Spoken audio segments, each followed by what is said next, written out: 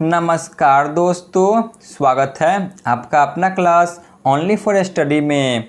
तो फ्रेंड्स, आज पढ़ेंगे 1905 से लेकर 1917 तक के भारतीय राष्ट्रीय आंदोलन को। इसमें बंगाल विभाजन, मुस्लिम लीग की स्थापना, सूरत अधिवेशन 1907, माल्ले मिंटो सुधार, दिल्ली अधिवेशन यानी कि दिल्ली दरबार 1911 और होम रूल लीग की स्थापना, इन सभी को कवर करेंगे।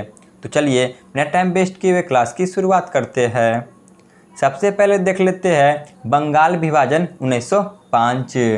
इनके बारे में डिटेल से देख लेते हैं। 1905 में बंगाल का विभाजन लॉर्ड कर्जन के द्वारा किया गया था। जो लॉर्ड कर्जन है तो उस समय यह भारत के वायसराय थे, ठीक है ना। इनके द्वारा ही बंगाल का विभाजन किया गया। ब्रिटिश सरकार का कहना था कि बंगाल साम्राज्य बहुत बड़ा है, इस कारण प्रशासकीय सुविधा के लिए इसका विभाजन आवश्यक है। जो ब्रिटिश सरकार है तो इनका कहना था कि जो बंगाल साम्राज्य है यह बहुत बड़ा है, इस कारण प्रशासकीय सुविधा के लिए इसका विभाजन आवश्यक है। लेकिन अंदर का बात अलग ही था। जो हिंदू और मुस्लिम थे ये सभी आपस में एक हो रहे थे और जगह जगह पर जो कि हिंसक प्रदर्शन कर रहे थे। तो इन सभी को देखते ही जो बंगाल के वायसराय थे यह बंगाल के विभाजन करना चाह रहे थे, इसीलिए इन्होंने बंगाल का विभाजन किया। वास्तविकता में कर्जन द्वारा बंगाल विभाजन का निर्णय भारतीय राष्ट्रवाद को कुचलने का प्रयास था, ठीक है ना। जो राष्ट्रवादी थे ये सभी मिल गए थे, हिंदू मुस्लिम सब एक हो गए थे और जगह जगह पर राष्ट्रवादी आंदोलन कर रहे थे। तो इन्हीं को कुचलने का एक प्रयास था। एक मुस्लिम बहुल प्रांत का सृजन करने के उद्देश्य से ही भारत के बंगाल को दो भागों में बांट दिया गया, ठीक है ना। जहाँ पर मुस्लिम की आबादी ज़्यादा है उसे अलग और जहाँ पर हिंदू की आबादी ज़्यादा है उसे अलग कर दिया जाना इन्हीं का उद्देश्य था। यह अंग्रेजों की फूट डालो राज करो वाले नीति का ही एक अंग था, क्योंकि बंगाल को हिंदू और मुस्लिम दो संप्रदाय के हिसाब से बांटा गया था, ठीक है ना। जो बंगाल है इसका विभाजन हिंदू और मुस्लिम के हिसाब से की जाती है, यानी कि जिस तरफ हिंदू थे उन्हें जो कि अलग कर दिया गया और जिस तरफ मुस्लिम थे उन्हें अलग कर दिया गया, यानी कि फूट डालो राज करो की नीति को अपनाया गया था। यह सभी राष्ट्रवादी आंदोलन का कुचलने का एक प्रयास था, ठीक है ना। उम्मीद है आपको समझ में आ गया होगा कि बंगाल का विभाजन क्यों किया गया था। देख लेते हैं बंगाल विभाजन तिथियों में मोस्ट वीवीआई कि किस प्रकार और किस दिन बंगाल विभाजन किया गया था। बंगाल विभाजन तिथियों में सबसे पहले 3 दिसंबर 1903 को विभाजन का प्रस्ताव ब्रिटिश संसद में रखा गया। जो ब्रिटिश संसद है तो यहाँ पर रखी जाती है बंगाल विभाजन प्रस्ताव 3 दिसंबर 1903 को। इसके बाद 19 जुलाई 1905 को जनता के सामने यह प्रस्ताव रखा गया। 19 जुलाई 1905 को यह जनता के सामने रखा जाता है। इसके बाद इसके अगले ही दिन यानी कि 20 जुलाई 1905 को समाचार पत्रों में विभाजन की घोषणा प्रकाशित की गई। ये सभी से प्रश्न बनते हैं, ठीक है ना। इन सभी तिथि को ध्यान में रखें।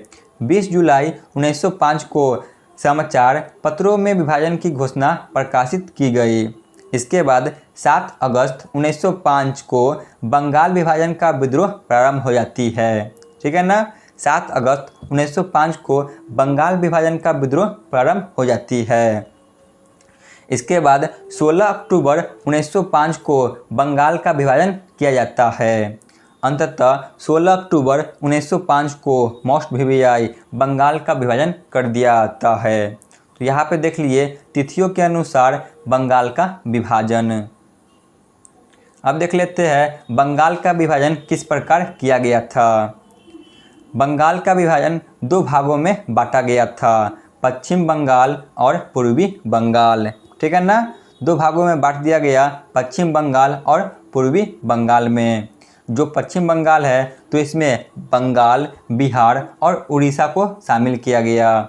जो पूर्वी बंगाल है तो इसमें पूर्वी बंगाल और असम को शामिल किया गया। जो पश्चिम बंगाल है तो यह हिंदू जनसंख्या बहुल्य क्षेत्र था, यानी कि यहाँ पर हिंदू काफ़ी ज़्यादा थे। वही पूर्वी बंगाल जो कि मुस्लिम जनसंख्या बहुल्य क्षेत्र था। ठीक है ना। बंगाल विभाजन दो प्रांतों के हिसाब से बांटा गया था, मुस्लिम जनसंख्या और हिंदू जनसंख्या के हिसाब से। तो यहाँ पे देख लिए बंगाल विभाजन को। पश्चिम बंगाल में बंगाल, उड़ीसा और बिहार को रखा गया। पूर्वी बंगाल में पूर्वी बंगाल और असम को रखा गया था।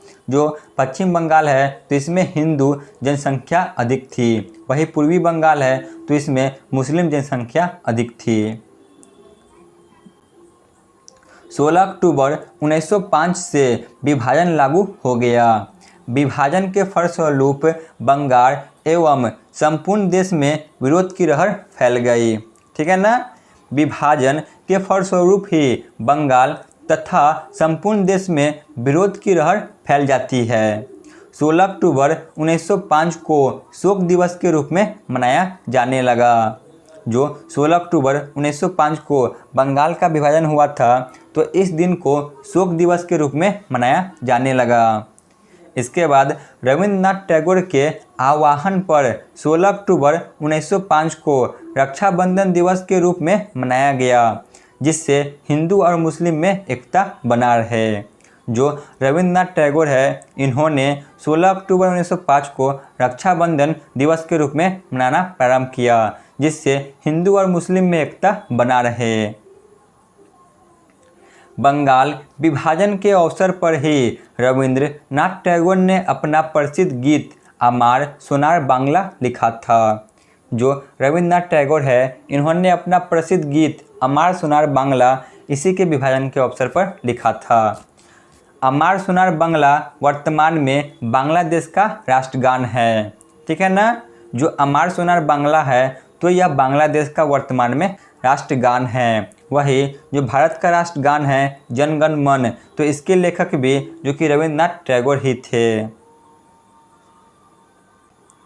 अब देख लेते हैं स्वदेशी और बहिष्कार आंदोलन, इनके बारे में देख लेते हैं। स्वदेशी यानी कि जो भी देश के सामान है उसे अपनाया जाए और जो बाहर के सामान है उसे बहिष्कार किया जाए, तो इसी का नाम स्वदेशी और बहिष्कार आंदोलन रखा गया।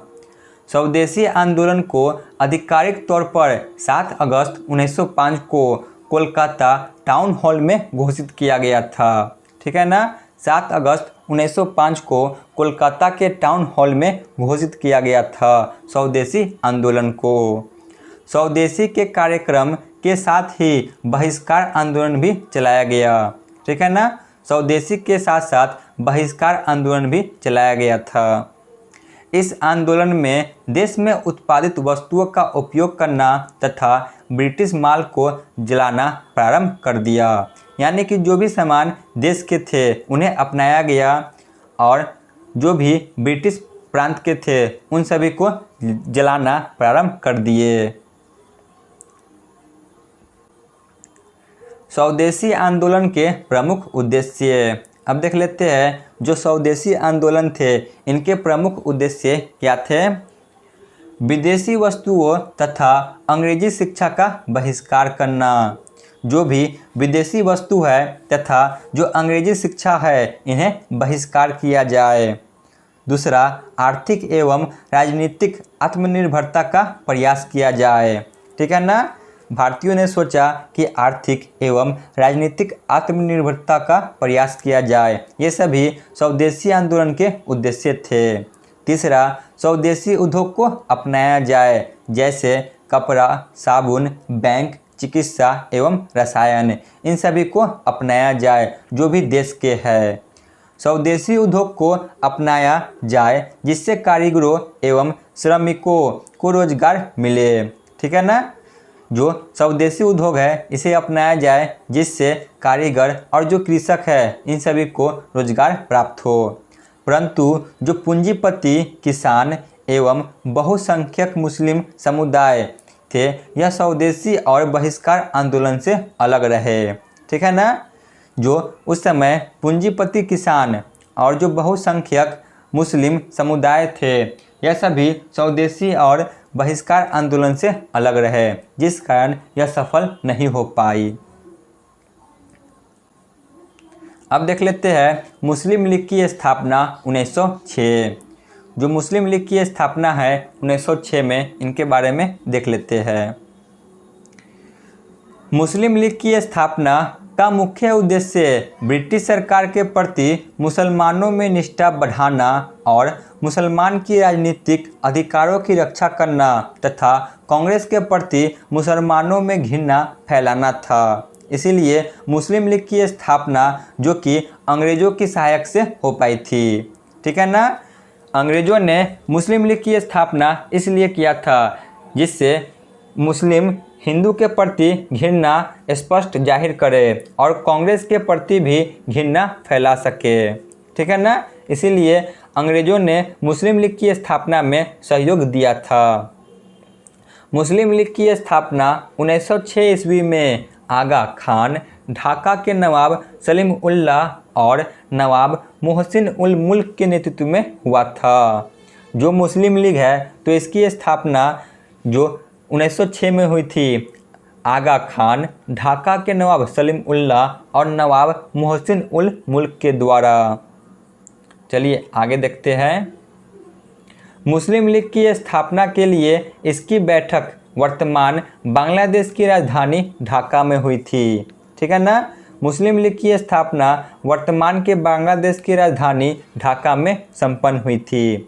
इस समय भारत के वायसराय लॉर्ड मिंटो द्वितीय थे। मुस्लिम लीग की स्थापना के समय भारत के वायसराय लॉर्ड मिंटो द्वितीय थे। मुस्लिम लीग ने केंद्रीय, प्रांतीय व स्थानीय निकायों में मुसलमानों के लिए पृथक निर्वाचन मंडल की मांग की थी। ठीक है ना। जो मुस्लिम लीग है इन्होंने केंद्रीय तथा प्रांतीय व स्थानीय निकायों में मुसलमानों के लिए पृथक निर्वाचन मंडल की मांग की थी। इसके बाद मोहम्मद अली जिन्ना सन 1913 में मुस्लिम लीग में शामिल हुए थे।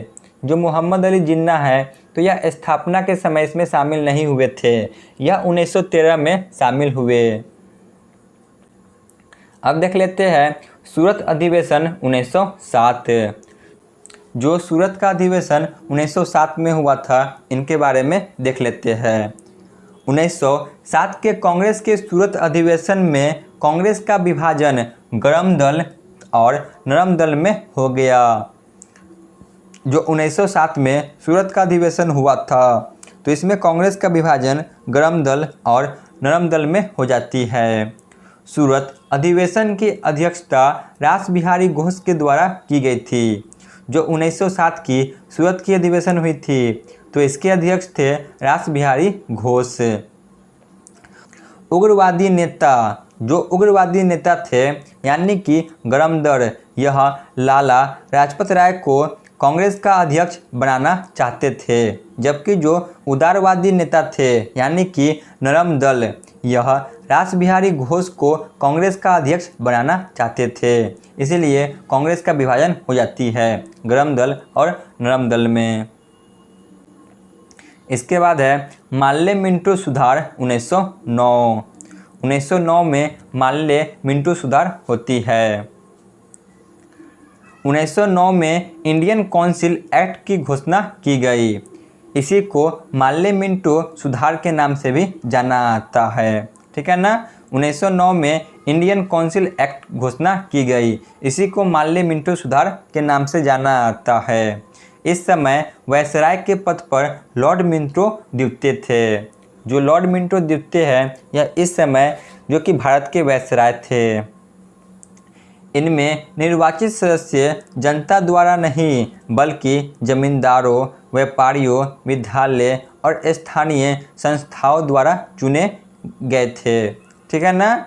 इसमें जो निर्वाचित सदस्य थे ये सभी जमींदार, व्यापारी, विद्यालय और स्थानीय संस्था के द्वारा चुने गए थे। इसमें मुसलमानों के लिए पृथक निर्वाचन मंडल की व्यवस्था की गई। जो माल्य मिंटो सुधार 1909 में हुई थी, तो इसमें मुसलमानों के लिए पृथक निर्वाचन मंडल की व्यवस्था की गई थी, सिर्फ मुसलमानों के लिए। तो इसी को आपको ध्यान में रखना है। 1909 में पृथक निर्वाचन मंडल जो कि सिर्फ मुसलमानों को दिया गया था। इसके बाद है दिल्ली दरबार 1911। इनके बारे में समझ लेते हैं, यहाँ से प्रश्न डायरेक्ट बनते हैं। दिसंबर 1911 ईस्वी में ब्रिटिश सम्राट जॉर्ज पंचम और महारानी मेरी के भारत आगमन पर उसके स्वागत हेतु दिल्ली में एक दरबार आयोजन किया गया। इसी को दिल्ली दरबार के नाम से जाना जाता है, ठीक है ना। 1911 में ब्रिटिश के सम्राट जॉर्ज पंचम और महारानी मेरी के स्वागत के लिए एक दरबार का आयोजन किया गया। इसी को दिल्ली दरबार कहा जाता है। इस समय भारत के वायसराय लॉर्ड हार्डिंग द्वितीय थे, ठीक है ना। इस समय भारत के वायसराय लॉर्ड हार्डिंग द्वितीय थे।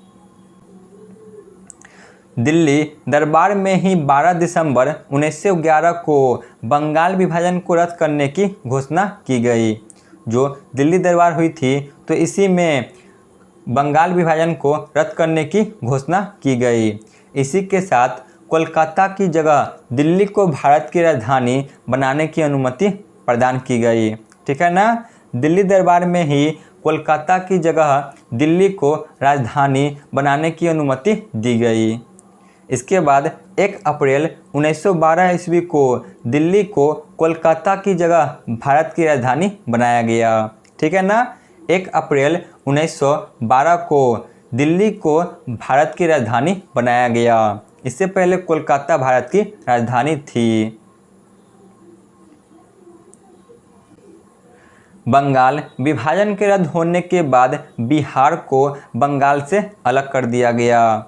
जो बंगाल विभाजन है, तो इसके रद्द होने के बाद जो बिहार है, तो बिहार को बंगाल से अलग कर दिया गया, ठीक है ना। बंगाल विभाजन रद्द के समय भारत के वायसराय लॉर्ड हार्डिंग द्वितीय ही थे।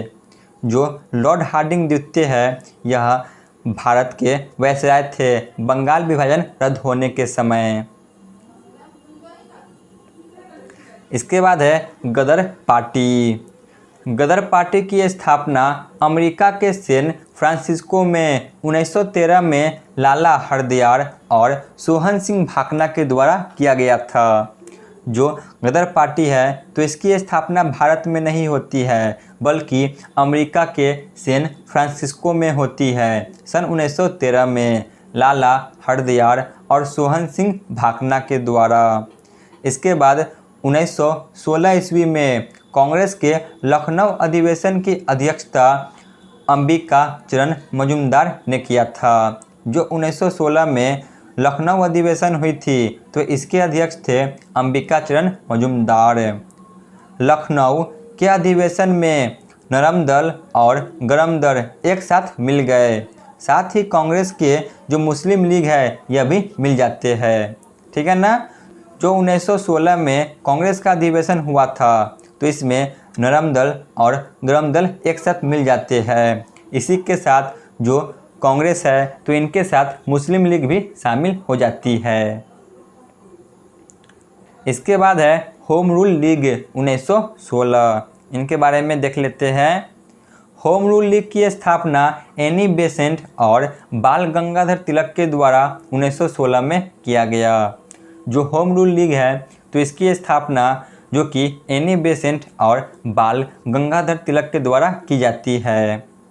मद्रास होम रूल लीग की स्थापना एनी बेसेंट ने किया था।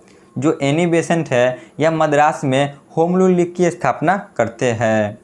इसके बाद है पूना होम रूल लीग की स्थापना बाल गंगाधर तिलक ने किया था, ठीक है ना। मद्रास होम रूल लीग की स्थापना एनी बेसेंट ने की थी और पूना होम रूल लीग की स्थापना बाल गंगाधर तिलक ने की थी। तो यहाँ पे हमारी क्लास समाप्त होती है। आप लोग कमेंट में ज़रूर बताएं कि आपको यह क्लास कैसा लगा, और यदि चैनल पर नए थे तो चैनल को अवश्य सब्सक्राइब कर लें। धन्यवाद।